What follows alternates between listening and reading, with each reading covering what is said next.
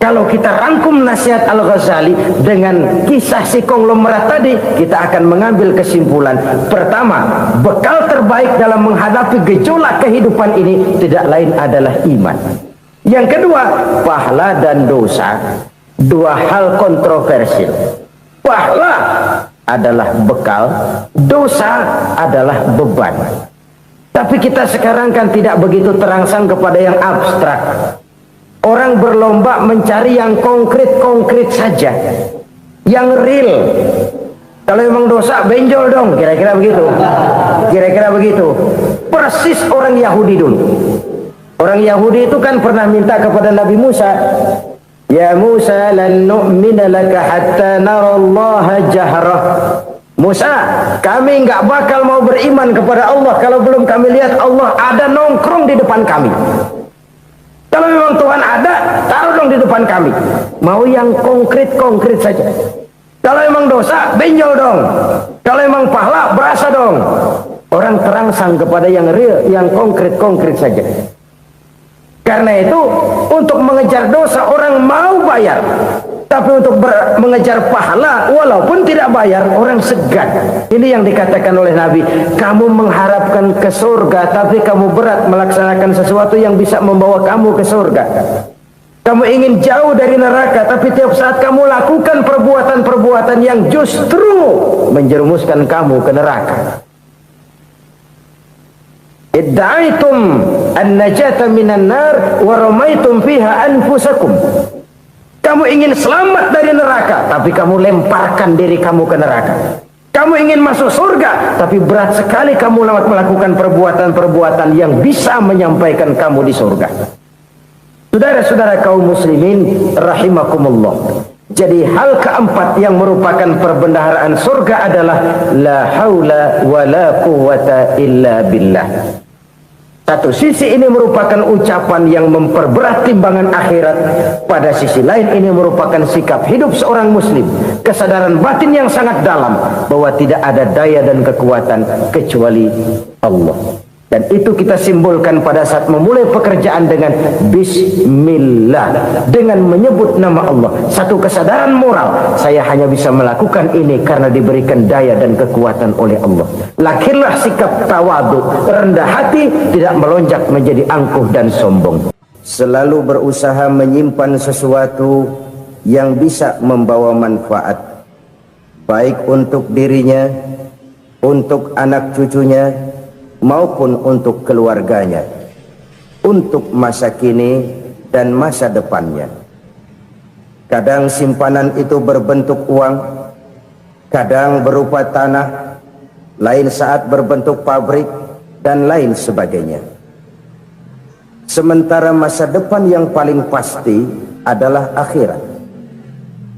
Jika untuk masa depan dunia kita rela memeras keringat, membanting tulang, pergi pagi dan pulang petang, menyimpan uang, menyimpan tanah, menyimpan pabrik. Pernahkah kita merenung? Jika satu saat kiamat datang, kita dibangkitkan dari kubur masing-masing, berdiri di padang mahsyar untuk mempertanggungjawabkan seluruh kegiatan hidup kita di dunia ini. Lalu kita akan menuju ke alam akhirat. Sudahkah kita mempunyai simpanan untuk akhirat kita? Pada pertemuan kali ini saya ingin menyampaikan sebuah hadis di mana Rasulullah sallallahu alaihi wasallam bersabda, arba'un min kanzil jannah. Simpanan sorga ada 4 macam. Yang pertama, ikhfa'us sadaqah, menyembunyikan sedekah. Saudara-saudara kaum muslimin, sebagaimana yang kita maklum bahwa Allah Subhanahu wa taala melebihkan sebagian rezeki dari kita terhadap yang lain. Ada yang kaya, ada yang setengah kaya, ada yang miskin, ada yang setengah miskin, dan selanjutnya. Ada yang gajinya kecil tapi penghasilannya gede. Ada yang penghasilannya gede tapi nggak punya gaji. Ada juga yang memang gajinya gede dan penghasilannya gede. Kelebihan rezeki merupakan sunnatullah dan tidak harus membuat kita merasa lebih dari yang lain. Bahkan sebaliknya, kelebihan itu harus membuat kita ringan tangan untuk menolong mereka yang memang memerlukan pertolongan. Kalau saudara diberikan ilmu, maka pertanyaan akhirat cuma satu: ilmumu kau amalkan untuk apa? Kalau saudara diberikan umur yang panjang, pengadilan akhirat juga bertanya satu: umurmu kau habiskan di mana? Tapi kalau saudara diberikan harta, pengadilan akhirat akan bertanya dua: hartamu kau dapat dari mana, kau belanjakan kemana? Dari mananya ditanya, dan kemananya juga ditanya. Oleh karena kita akan dimintakan pertanggungan jawab, maka amanah yang bernama harta ini harus kita gunakan dengan sebaik-baiknya. Ada penggunaan yang merupakan kewajiban, itu zakat namanya.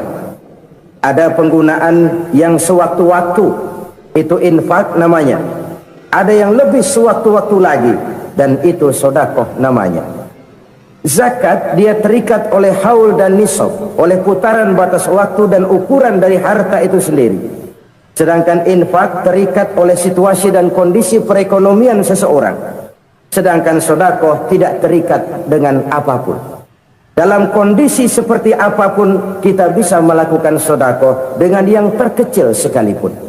Sampai-sampai Rasulullah sallallahu alaihi wasallam mengajarkan, la tahqiranna minal ma'rufi syai'an walau an talqa akhaka biwajhin talik. Atau ada hadis, tabassumuka fi wajhi akhika laka sedekah. Senyumanmu kepada temanmu adalah sedekah. Jadi untuk melakukan sedekah tidak harus dalam berbentuk uang. Dengan ilmu kita bisa sedekah, dengan tenaga kita bisa bersedekah, dengan pikiran kita bisa bersedekah, bahkan senyum kepada teman itu pun sedekah. Jadi kalau sedekah dengan uang memang belum punya uang, nyengir aja banyakin. Itu asal pada tempatnya, jangan lalu ketemu tiang listrik cengengesan. Tentu tidak pada tempatnya dan tidak wajar. Nah, sedekah yang paling dicintai Allah adalah sedekah yang disembunyikan. Artinya jauh dari sifat riya. Kan kadang-kadang ada orang sedekah itu disebutkan namanya. Apa tidak bagus? Kalau memang niatnya ikhlas, ya bagus-bagus saja. Untuk memberikan sugesti kepada yang lain. Di Fulan bin Fulan nyumbang sekian, diumumkan. Boleh kalau niatnya untuk memberikan rangsangan kepada yang lain supaya dia menyumbang lebih besar dari orang tadi. Tapi kalau itu mendatangkan riya, maka sedekah yang paling dicintai Allah adalah sedekah yang disembunyikan. Tangan kiri saja tidak tahu apa yang diberikan oleh tangan kanan. Sedekah yang dilakukan dengan ikhlas akan merupakan perbendaharaan surga, tersembunyi dari pandangan orang lain, tidak seorang pun tahu. Karena memang sikap yang baik adalah melupakan kebaikan dan mengingat kesalahan.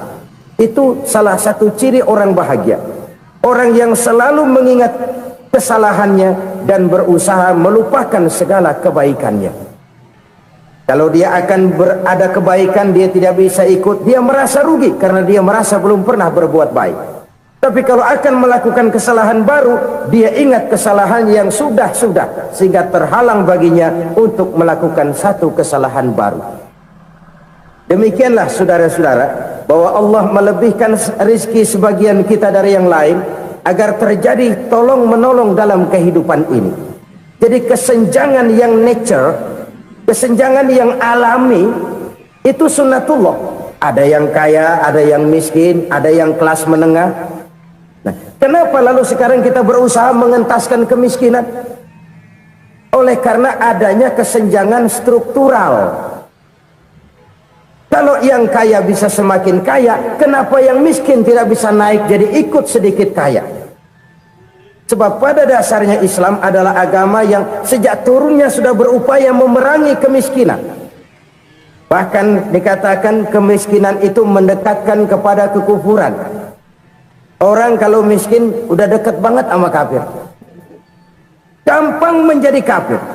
Berapa banyak saudara-saudara kita yang oleh karena soal perut, oleh karena soal materi, terpaksa meninggalkan dan menanggalkan akidahnya, menjual petunjuk yang diberikan Allah dengan kesenangan dunia yang cuma sebentar ini. Na'udzubillah tsumma na'udzubillah. Jadi makin kita sembunyikan satu sedekah, semakin banyak perbendaharaan kita di surga. Sedekah yang paling dicintai Allah adalah sedekah yang disembunyikan.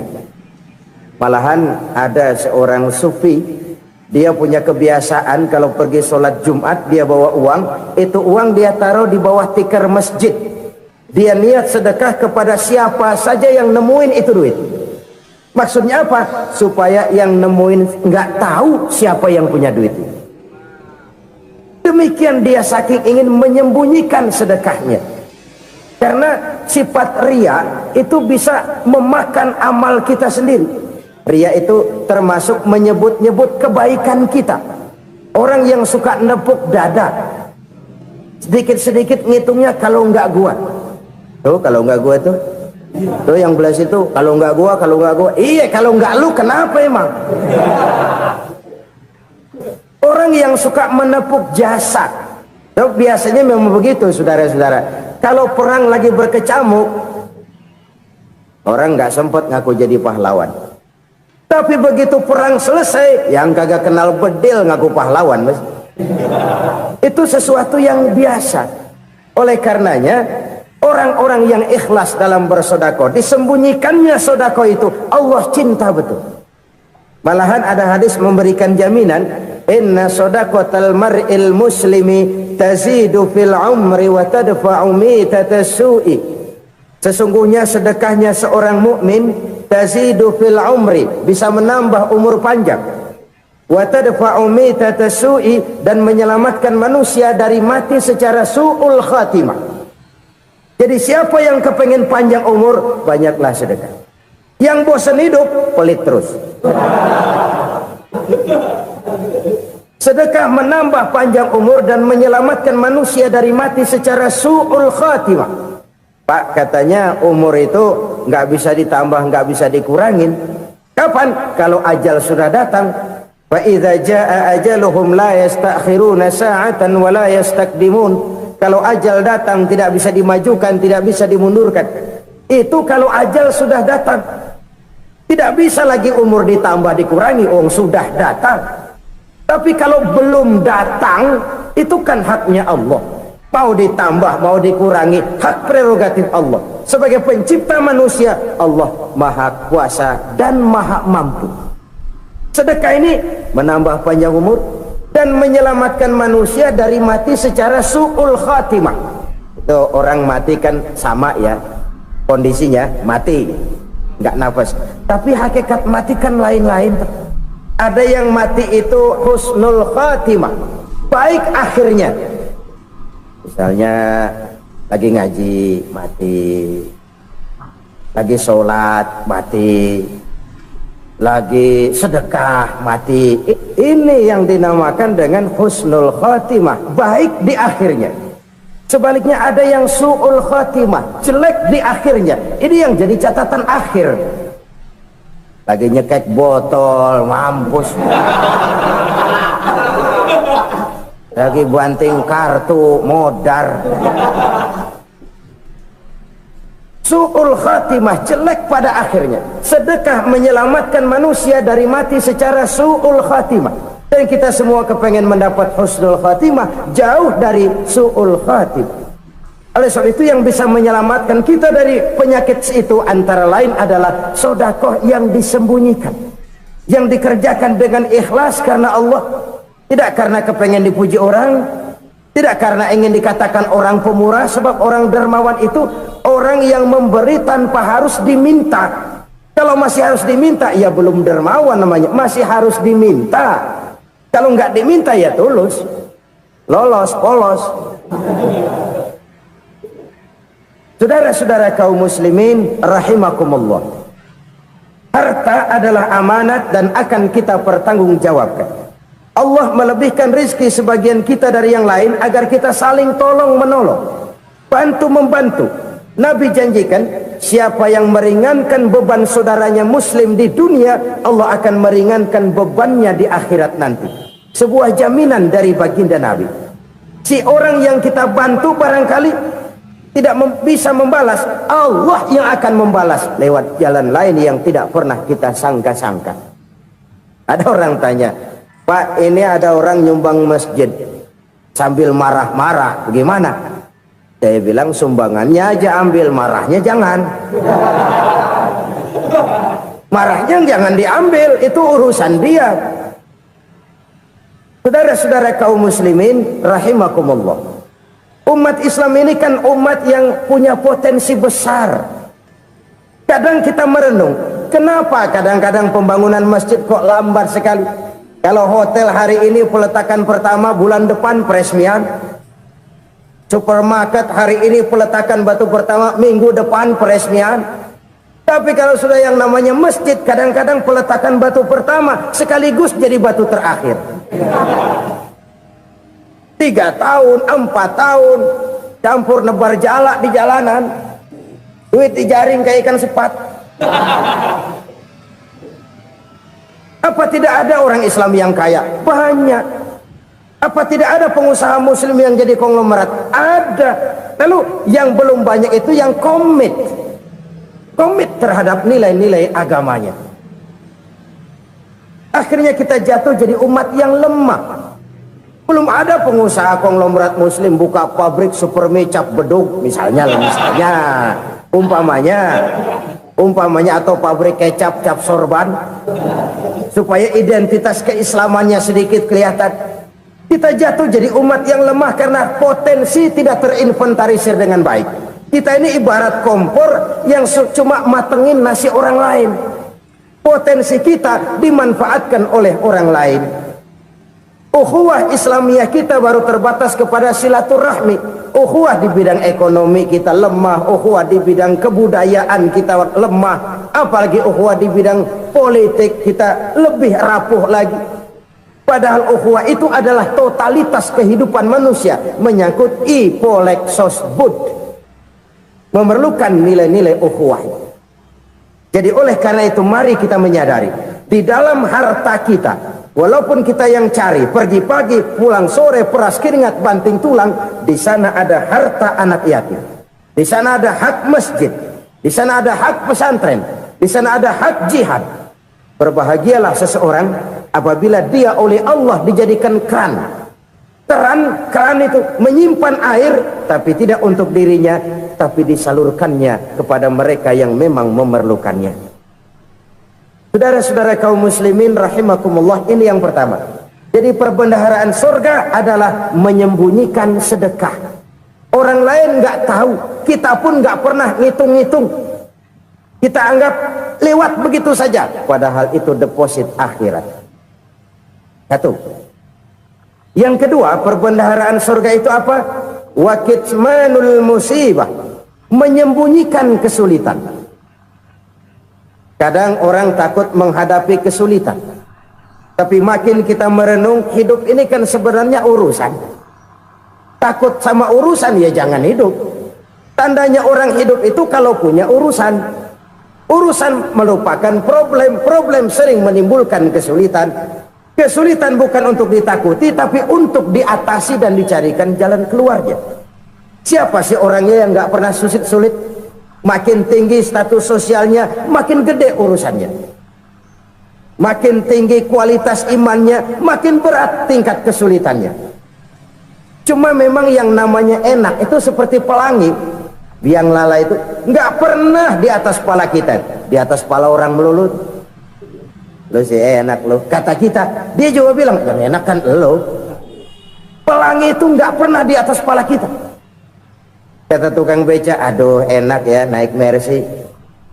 Kata tukang beca, apa yang di dalam mobil Mercy? Aduh enak bener tukang beca, di jok ngeringkuk ngorok pules bener. Saya kamar pakai AC sejuk, tempat tidur sutra empuk, alga spring bed, kulak kulik nggak bisa pules kalau belum minum Valium, belum tidur. Enak bener tukang beca, di jok ngorok nggak tahu wetan kulon. Si tukang becak bilang yang di Mercy enak, yang di Mercy bilang tukang becak enak. Inilah enak. Nggak pernah di atas kepala kita. Di atas kepala orang lain melulu enak itu. Nah, saudara-saudara,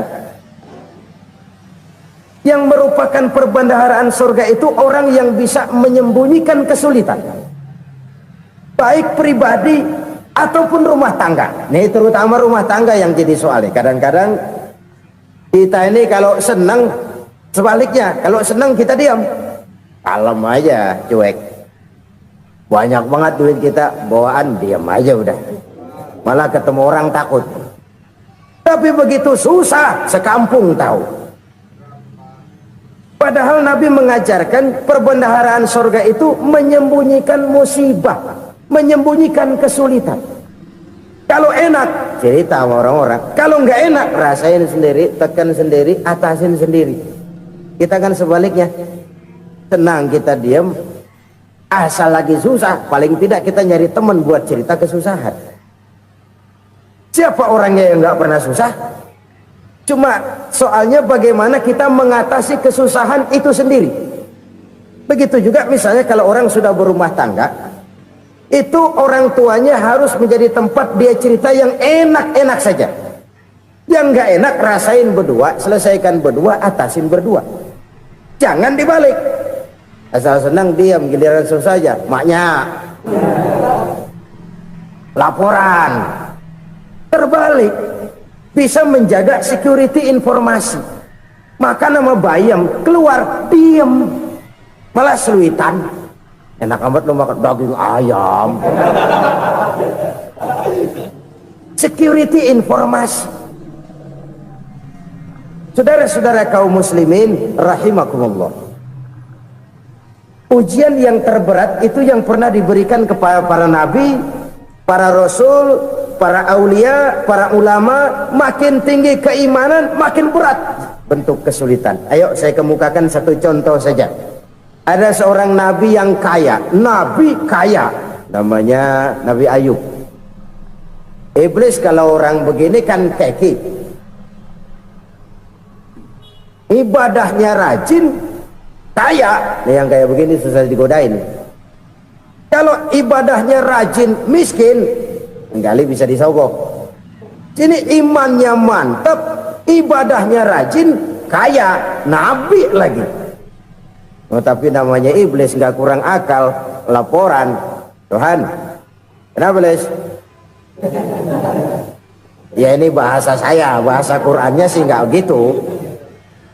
Itu hambamu yang namanya Ayub, dia rajin ibadah cuma karena dikasih kaya aja. Coba kasih miskin dia, berhenti dia sembahyang.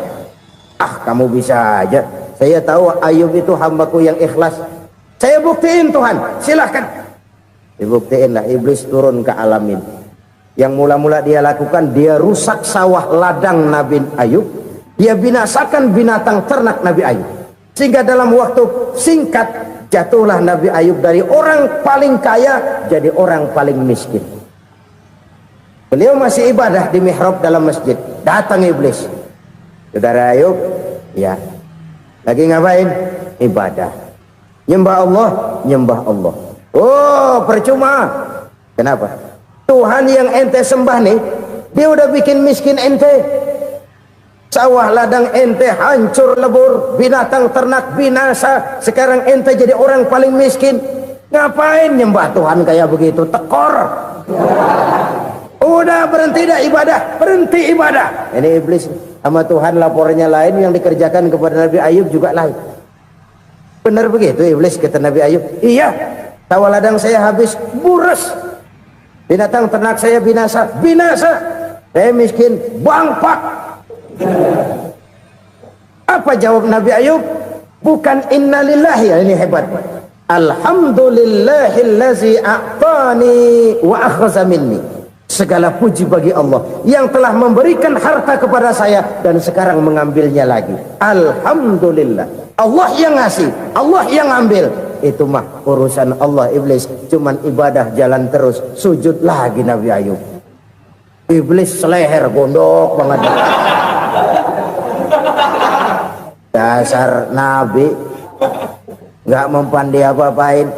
Miskin malah alhamdulillah, Allah yang ngasih, Allah yang ngambil. Jadi kalau kita tidak komit, kita tidak terikat kepada kaya, miskin, senang, susah, apa yang bisa bikin kita susah? Jadikan kekayaan, kemiskinan, jadikan senang susah sebagai anak buah yang bisa kita atur. Jangan kekayaan ngatur kita, jangan kemiskinan ngatur kita. Kita yang harus mengatur mereka. Senang susah, kaya, miskin, bahagia, sengsara, jadikan itu anak buah yang bisa kita atur.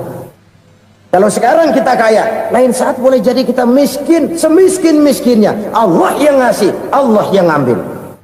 Tenaga mana yang bisa menghalangi?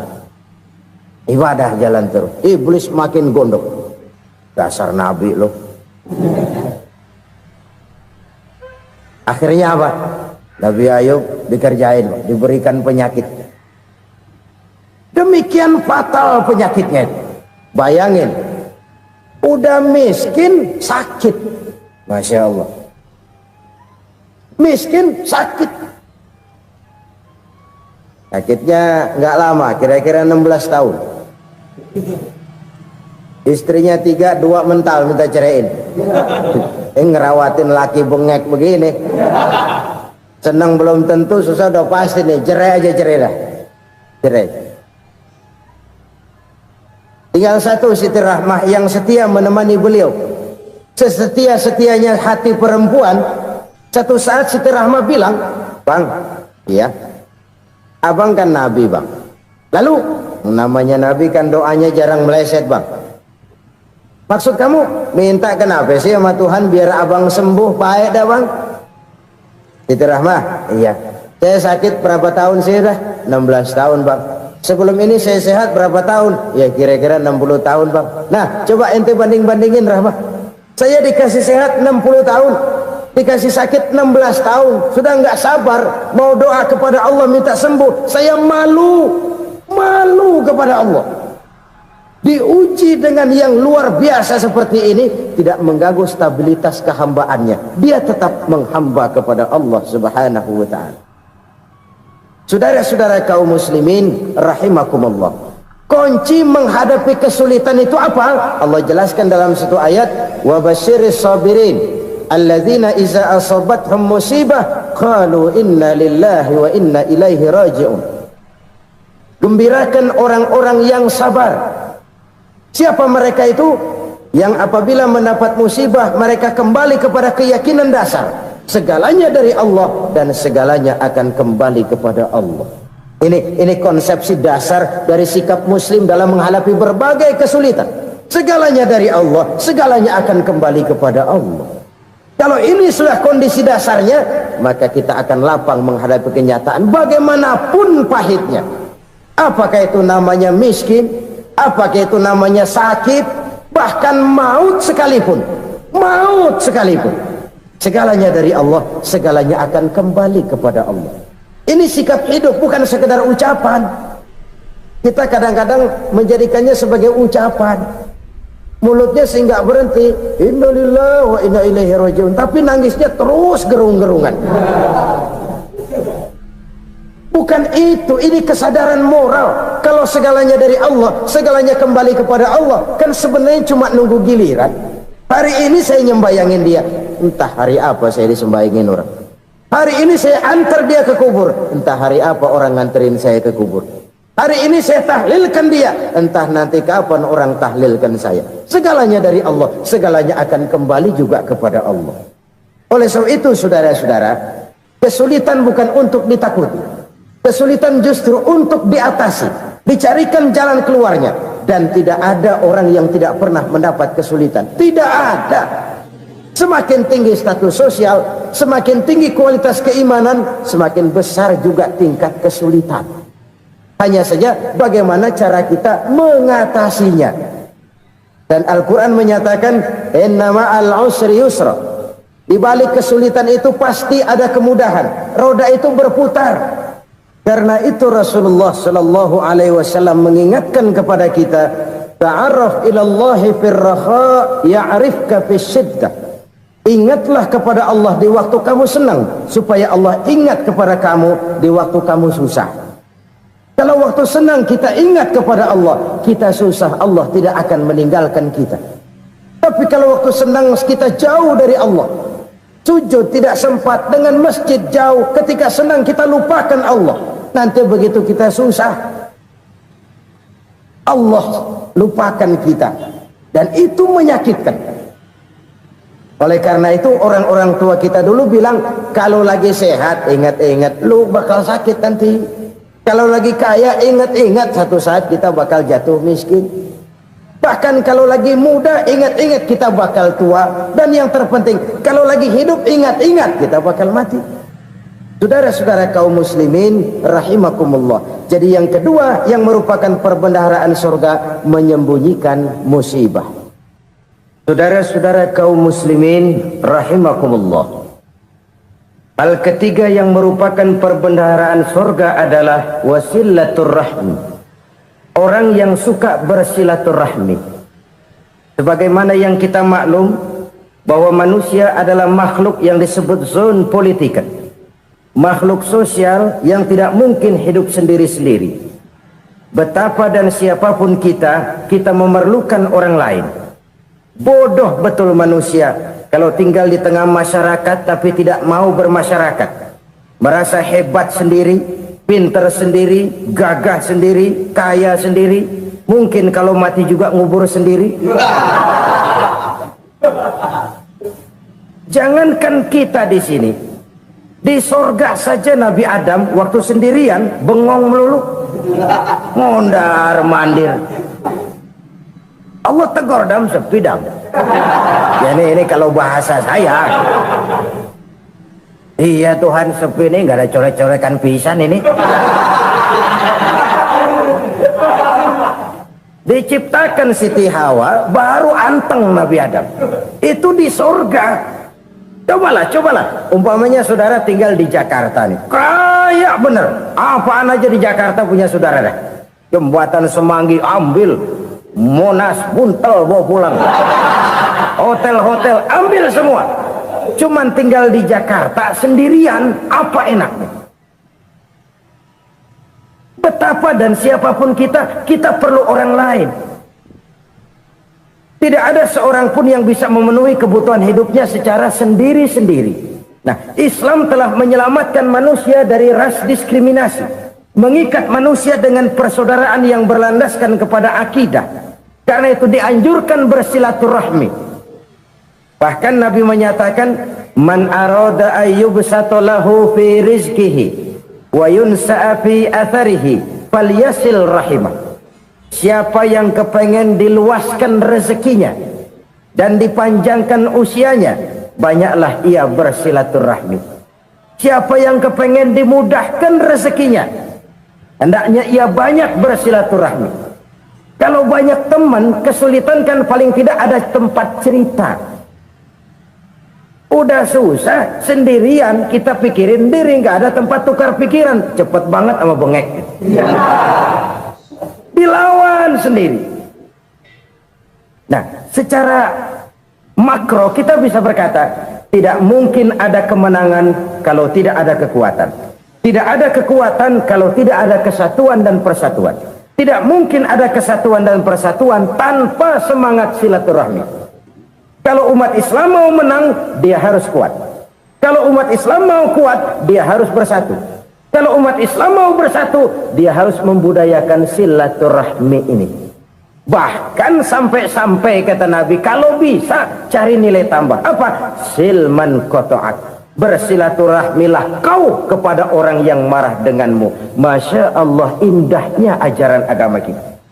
Orang yang marah pun kepada kita, kata Nabi, kalau bisa bersilaturahmilah kepadanya, kepada orang yang marah itu. Di situ nilai tambah. Cuman jujur nih hadis, ngucapinnya gampang, ngamalinnya yang berat banget. Orang marah sama kita, kita disuruh silaturahmi, ada apa malu? Lu marah, ada gua marahan lagi. Gue pikirin. Saudara-saudara kaum muslimin rahimakumullah. Tapi ini yang diajarkan, bahkan ini yang dicontohkan oleh baginda Rasul. Bagaimana begitu mudah, misalnya satu saat Abu Jahal ini ngatur strategi bagaimana bikin Muhammad celaka. Dia gali lubang di depan tempat tidurnya. Dia tutupin daun korma. Terus dia panggil seseorang, ke sini. Kasih tahu Muhammad, pamannya sakit keras, minta ditengokin. Berangkat orang ini ke sana. Muhammad, labbaik. Pamanmu sakit keras, dia minta ditengokin. Baik, saya akan datang menjenguk beliau. Berangkatlah Nabi ke rumah Abu Jahal tanpa prasangka apapun. Abu Jahal udah pasang setil, selimut 3 rangkap setengah dia pakai, persis kayak orang meriang. Tapi sembari ngintip dari balik selimut, begitu Muhammad buka pintu, nah masuk perangkap nih. Muhammad jalan menuju tempat pembaringan. Makin lama makin dekat, makin lama makin dekat, makin dekat ke lubang yang dipasang oleh Abu Jahal itu. Dalam hati Abu Jahal, terus dah jatuh, mampus dah lo ini. Mampus lo hari ini nih. Apa yang terjadi? Malaikat Jibril datang. Muhammad, pamanmu cuma pura-pura sakit. Di depan tempat tidurnya ada lubang perangkap supaya kamu jatuh ke situ. Sudah, kamu pulang. Balik kanan Nabi. Sudah hampir jatuh ke lubang, balik kanan, pulang. Bayangin kecewanya Abu Jahal. Muhammad dikit lagi, Muhammad dikit lagi. Enggak paman, saya pulang aja. Emosi bangun dari tempat tidur, enggak sadar kalau lagi pura-pura sakit. Lompat ngejar Nabi, dia lupa dengan lubang yang dia gali. Pusrak, nyemplung sendiri ke dalam lubang.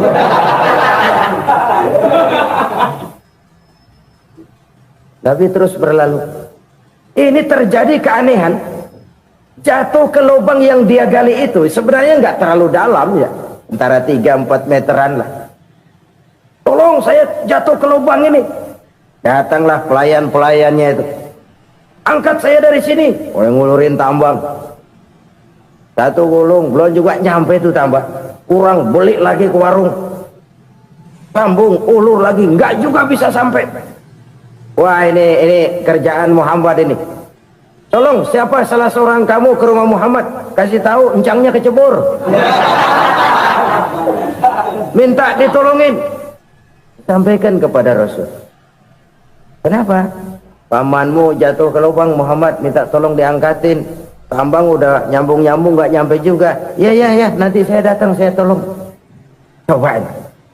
Nyata-nyata orang berniat jahat mau mencelakakan dia. Datang dia menolong. Ini yang disebut air tuba dibalas air susu ya ini. Bukan sebaliknya. Air tuba dibalas air susu. Paman, kecebur ya? Iya Muhammad, tolong ini. Pegang tangan saya.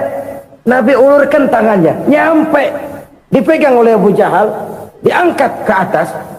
Sampai atas. Apa kata Abu Jahal? Sihirmu memang hebat Muhammad. Udah ditolongin dikata sihir. Yang enak kita kemplang kan itu orang begitu. Urusan apa? Tapi inilah akhlak. Kalau bisa kamu bersilaturahmilah dengan orang yang marah kepadamu sekalipun. Orang marah kita tetap baik. So, kalau kita berbuat baik sama orang yang memang baik, rasanya sih biasa-biasa aja. Orang baik kita baik lagi, ya draw aja, belum ada nilai tambah di situ. Baru ada nilai tambah kalau kita bisa berbuat baik kepada orang yang nyakitin kita. Itu namanya kita setingkat di atas dia. Dia sakitin kita, kita berbuat baik sama dia. Dia pelit sama kita, kita baik sama dia. Dia marahin kita, kita deketin dia. Di situ kita punya nilai tambah. Jadi siapa yang ingin diluaskan rezekinya kata Nabi dan dipanjangkan umurnya, hendaklah ia banyak-banyak bersilaturahmi. Sederhana sebenarnya silaturahmi. Tapi silaturahmi membangkitkan semangat kesatuan dan persatuan. Kesatuan dan persatuan melahirkan kekuatan. Dalam matematika 1 ditambah 1 pasti 2. Tapi di tengah masyarakat 1 orang takut ditambah 1 orang takut, hasilnya jadi 2 orang setengah berani. Kenapa setengah berani? Karena udah berdua. Tadi pan takut sendirian. Kalau dia kumpul turu-turu takut lah jadi berani.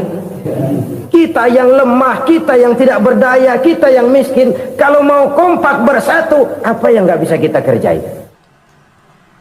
apalagi tinggal di kota besar. Pilihan cuma dua, bertahan atau minggir. Bertahan atau minggir. Untuk bisa bertahan harus mampu bersaing. Untuk mampu bersaing harus punya keahlian. Keahlian harus ditunjang dengan pendidikan, ditambah oleh kekompakan sebagai umat. Udah miskin mencar mulu, orang injek gitu.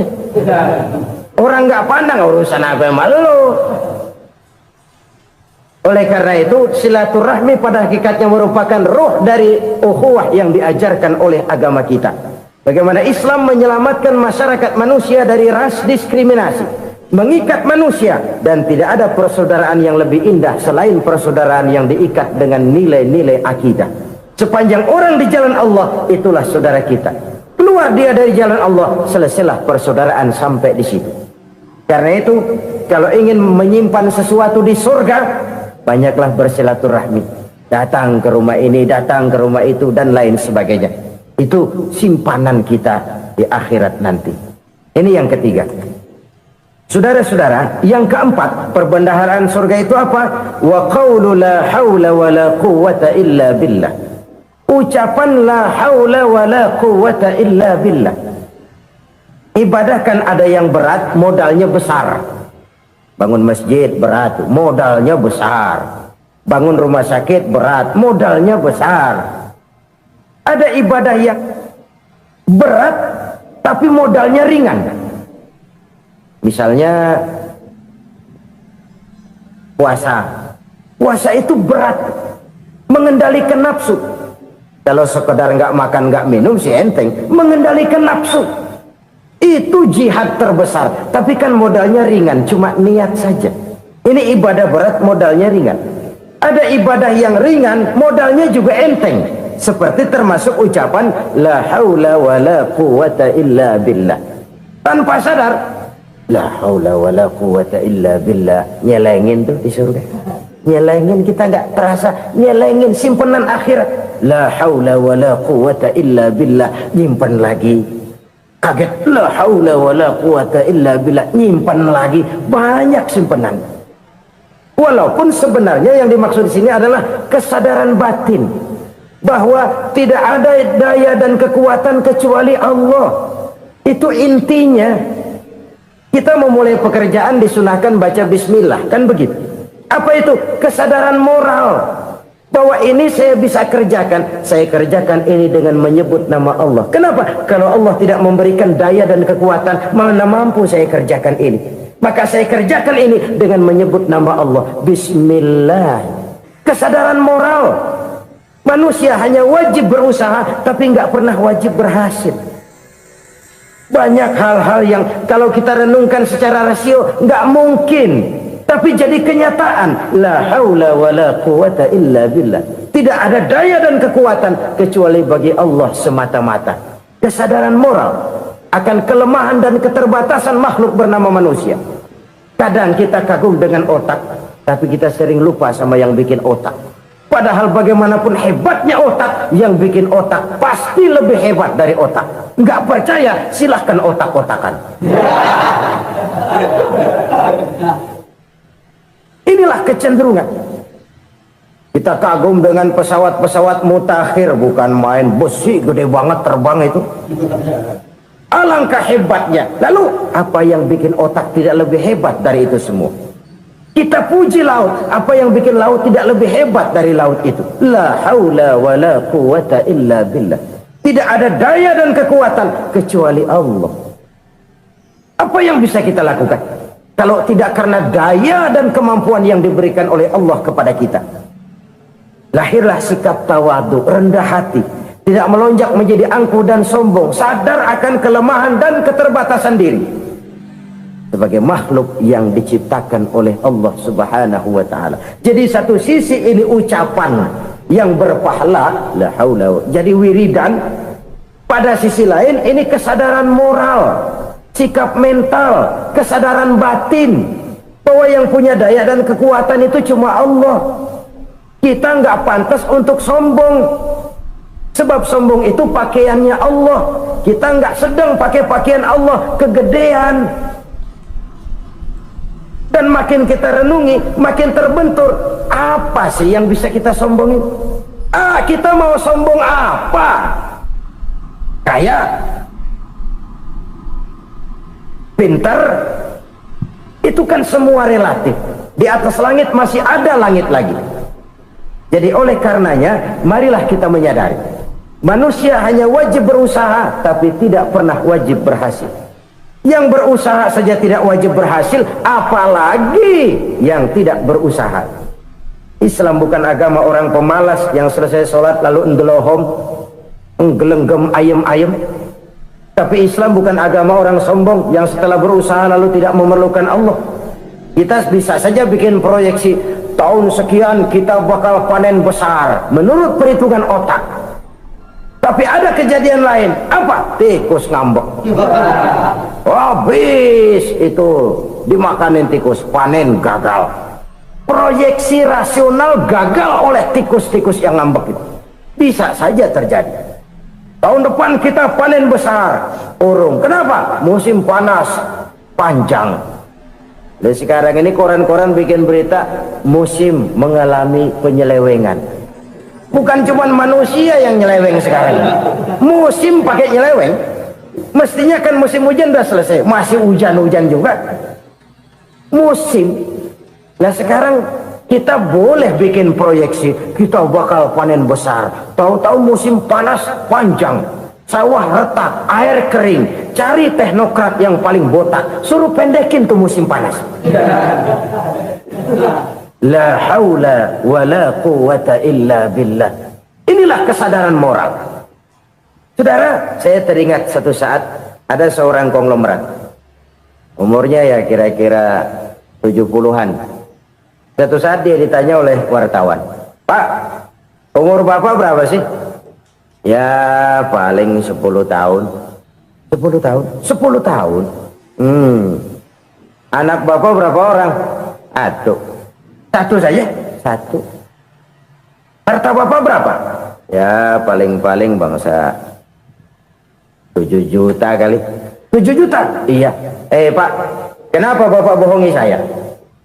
Bapak punya buku biografi. Koran-koran, majalah-majalah banyak memuat cerita riwayat hidup Bapak. Saya tahu umur Bapak 70. Kenapa bilang cuma 7 tahun? Saya tahu anak Bapak 8. Kenapa cuma bilang 1? Saya tahu harta Bapak miliaran, mungkin triliunan. Pabrik di mana-mana, bank di mana-mana. Kenapa bilang uang Bapak cuma 7 juta? Nah, kata si konglomerat tadi, "Kamu benar, Nak, kamu benar. Umur saya kalau jumlahnya memang 70, Nak. Cuman ingat-ingat saya, baru 7 tahun terakhir ini saya sujud. Baru 7 tahun terakhir ini saya berusaha dekat dengan Allah. Saya laksanakan perintahnya, saya jauhi larangannya. 7 tahun inilah rasanya yang ada nilainya di hadapan Allah. Yang 63 tahun matong, kelabu, kelem umur gue. Habis untuk maksiat, untuk munkarat. Maka ketika ditanya tadi, umur saya 7 tahun itu. Oh begitu Pak. Oh iya. Lalu anak Pak, anak Bapak kan 8. Kenapa bilang cuma 1? Nah, kalau jumlah hitungannya memang anak saya 8. Tapi dari 8 orang ini rasanya cuma 1 nih yang bakal jadi buah hati, belahan jantung, pelanjut cerita, penerus sejarah, bakal jadi anak soleh yang akan mendoakan saya.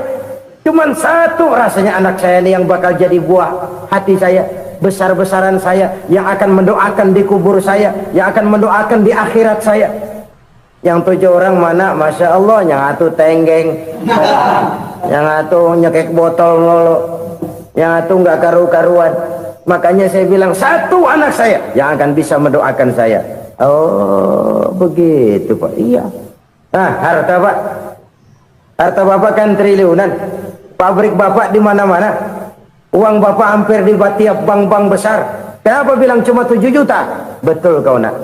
Harta saya kalau jumlahnya memang miliaran, triliunan mungkin. Tapi yang saya ingat baru 7 juta tuh yang saya belanjakan di jalan Allah. Saya nyumbang masjid, saya santuni yatim piatu, saya bantu pembangunan pesantren, saya bantu pembangunan rumah sakit Islam. Itu yang akan saya bawa pulang ke akhirat, yang 7 juta itu. Yang triliunan itu nanti akan diperebutkan oleh anak-anak saya sebagai waris saya. Jadi harta saya 7 juta itu yang bakal nemenin saya di akhirat, yang akan saya bawa pulang jadi teman saya. Saudara-saudara kaum muslimin, jangan-jangan orang tua itu adalah kita ini. Jangan-jangan kita ini adalah orang tua itu. Jangan-jangan itu potret dari diri kita masing-masing. Dari sekian umur yang diberikan Allah, berapa tahun yang ada nilainya di hadapan Allah?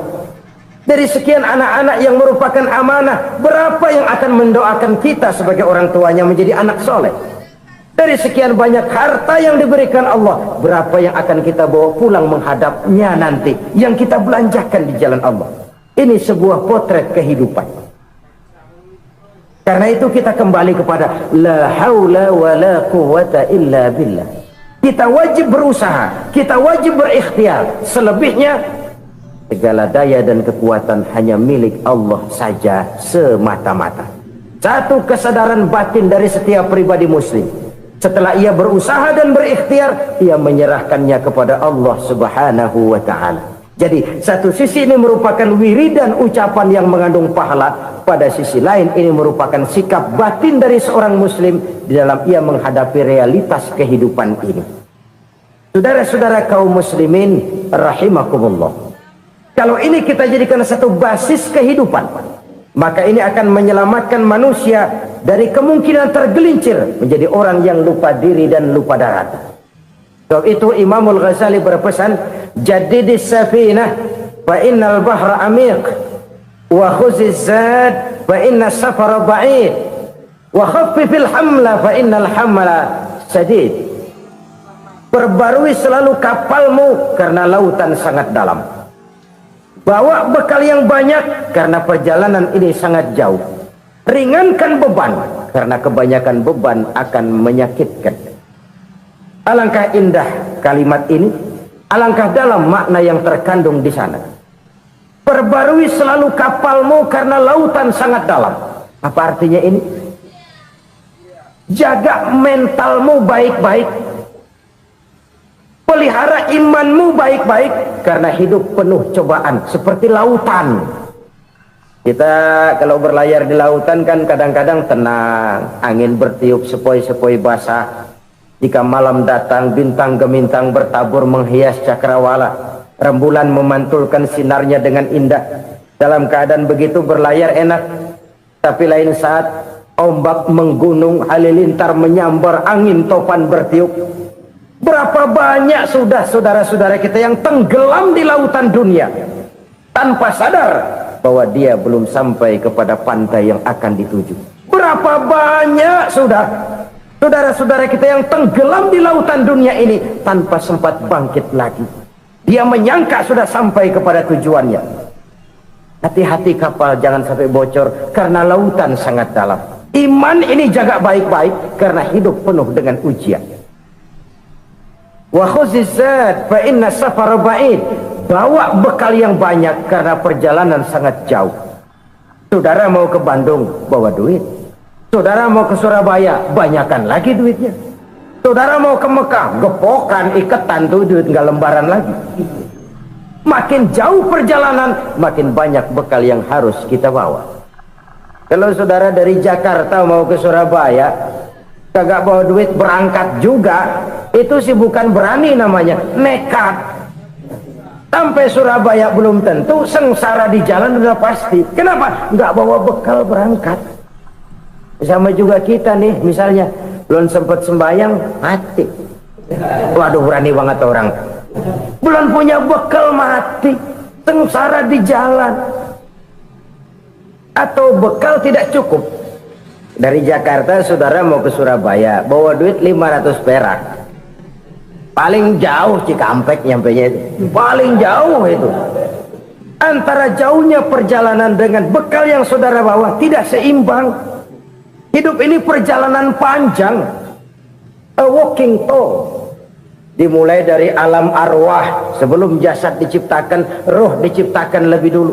Dari situ pindah ke alam rahim. Dari alam rahim pindah ke alam dunia, dari alam dunia pindah ke alam barzah, baru menuju akhirat. Satu perjalanan panjang. Kalau bekal tidak bawa, sengsara di jalan. Bawa bekal yang banyak karena perjalanan ini sangat jauh. Wa khaffifil hamla, ringankan beban karena beban itu cuma akan menyulitkan. Kalau bekal itu sih keperluan, tapi beban nggak kita perluin, cuma ngeberat-beratin. Apa ini beban? Dosa, kecurangan, kebatilan, kezoliman, ketidakadilan, kesewenang-wenangan. Itu akan jadi beban kita di akhirat. Alangkah celakanya, perjalanan panjang, bekal tidak bawa, beban kelewat banyak, alamat sengsara di jalan. Pahala tidak ada, dosa berlipat ganda. Na'udzubillah, summa na'udzubillah. Kalau kita rangkum nasihat Al-Ghazali dengan kisah si konglomerat tadi, kita akan mengambil kesimpulan. Pertama, bekal terbaik dalam menghadapi gejolak kehidupan ini tidak lain adalah iman. Yang kedua, pahala dan dosa, dua hal kontroversial. Pahala adalah bekal, dosa adalah beban. Tapi kita sekarang kan tidak begitu terangsang kepada yang abstrak. Orang berlomba mencari yang konkret-konkret saja, yang real. Kalau memang dosa, benjol dong, kira-kira begitu. Kira-kira begitu. Persis orang Yahudi dulu. Orang Yahudi itu kan pernah minta kepada Nabi Musa, ya Musa, lan nu'mina laka hatta narallaha jahrah. Musa, kami nggak bakal mau beriman kepada Allah kalau belum kami lihat Allah ada nongkrong di depan kami. Kalau memang Tuhan ada, taruh dong di depan kami. Mau yang konkret-konkret saja. Kalau memang dosa, benjol dong. Kalau memang pahala, berasa dong. Orang terangsang kepada yang real, yang konkret-konkret saja. Karena itu, untuk mengejar dosa, orang mau bayar. Tapi untuk mengejar pahala, walaupun tidak bayar, orang segan. Ini yang dikatakan oleh Nabi, kamu mengharapkan ke surga, tapi kamu berat melaksanakan sesuatu yang bisa membawa kamu ke surga. Kamu ingin jauh dari neraka, tapi tiap saat kamu lakukan perbuatan-perbuatan yang justru menjerumuskan kamu ke neraka. Idda'aitum an-najata minan nar wa ramaitum fiha anfusakum. Kamu ingin selamat dari neraka, tapi kamu lemparkan diri kamu ke neraka. Kamu ingin masuk surga, tapi berat sekali kamu melakukan perbuatan-perbuatan yang bisa menyampaikan kamu di surga. Saudara-saudara kaum muslimin rahimakumullah. Jadi hal keempat yang merupakan perbendaharaan surga adalah la haula wa la quwwata illa billah. Satu sisi ini merupakan ucapan yang memperberat timbangan akhirat. Pada sisi lain ini merupakan sikap hidup seorang muslim. Kesadaran batin yang sangat dalam bahwa tidak ada daya dan kekuatan kecuali Allah. Dan itu kita simbolkan pada saat memulai pekerjaan dengan Bismillah, dengan menyebut nama Allah. Satu kesadaran moral, saya hanya bisa melakukan ini karena diberikan daya dan kekuatan oleh Allah. Lahirlah sikap tawadu, rendah hati, tidak melonjak menjadi angkuh dan sombong. Saudara-saudara, sampai sini dulu jumpa kita kali ini. Semoga 4 perbendaharaan surga ini dapat kita lakukan, yang kelak akan merupakan bekal kita di kemudian hari nanti. Amin ya rabbal alamin. Terima kasih atas segala perhatian, mohon maaf atas segala kekurangan. Usikum wa iyaya bitaqwallah. Wassalamualaikum warahmatullahi wabarakatuh. Waalaikumsalam warahmatullahi